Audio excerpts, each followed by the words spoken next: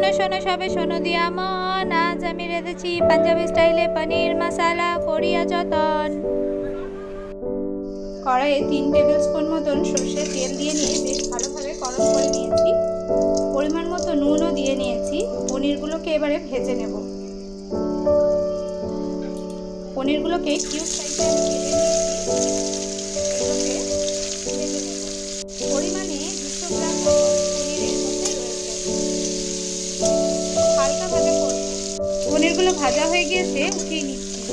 পেঁয়াজ, আদা, রসুন আর হাফ টমেটো মতো নিয়েছি।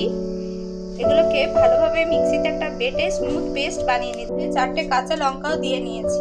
একসাথে সবগুলোকে এবারে বেটে নিচ্ছি।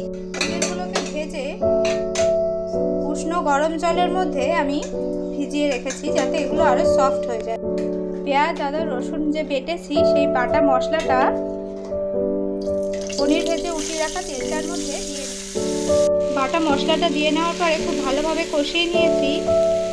এবার একটুখানি লঙ্কা গুঁড়ো ব্যবহার করছি, দিয়ে নিলাম। অল্প একটু উষ্ণ গরম জল ব্যবহার করেছি, যাতে মশলাটা পুড়ে না যায়।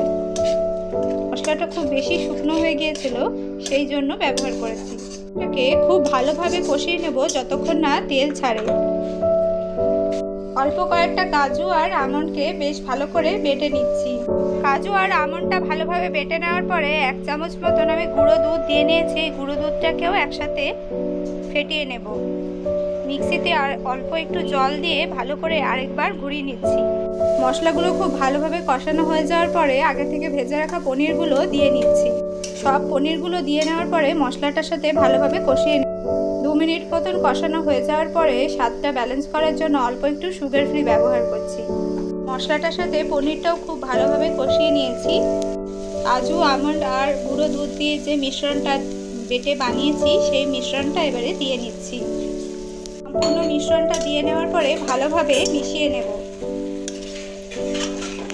মিক্সির বাটি ধুয়ে অল্প একটু জল ব্যবহার করলাম।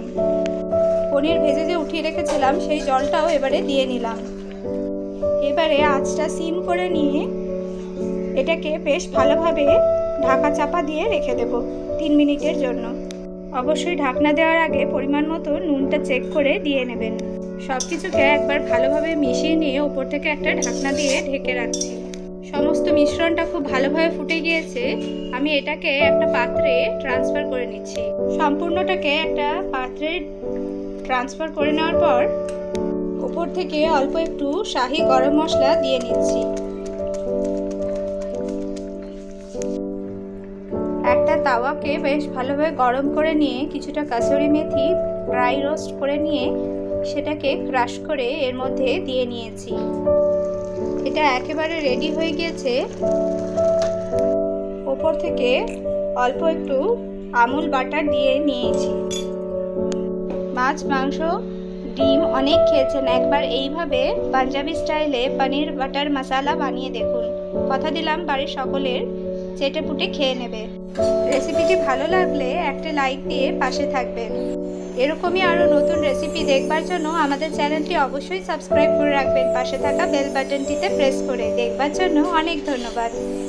এটা দেখতে যতটা লোভনীয় হয়েছে, খেতেও ঠিক ততটাই সুন্দর। আপনারা অবশ্যই নিজেদের হেসেলে বানিয়ে কমেন্টে জানাবেন কেমন হয়েছে।